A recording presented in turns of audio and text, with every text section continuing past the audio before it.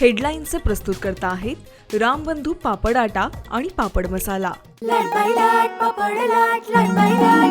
पापड season आला, घेऊन रामबंधू पापड आटा आणि पापड मसाला।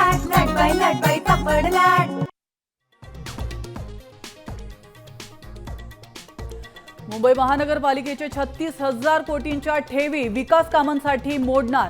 बीएमसीकडे सध्या 81,000 कोटींच्या ठेवी मोडण्यावरून वादाची शक्यता।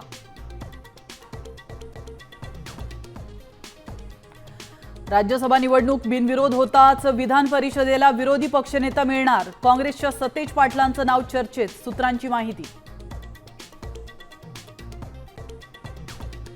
शरद पवारांनी पुन्हा राज्यसभेवर जावं ही सर्वांची इच्छा, खासदार सुप्रिया सुळेंचं विधान।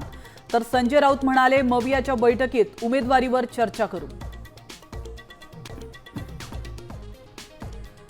दादांच्या विमान अपघाताप्रकरणी डीजीसीए विरोधात गुन्हा दाखल करण्यास पोलिसांचा नकार। पोलिसांवर कुणाचा दबाव, रोहित पवारांचा सवाल। उद्या बारामतीत गुन्हा दाखल करण्यासाठी जाणार।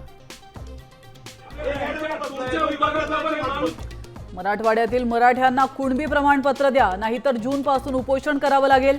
मनोज जरांगेंचा पुन्हा उपोषणाचा इशारा।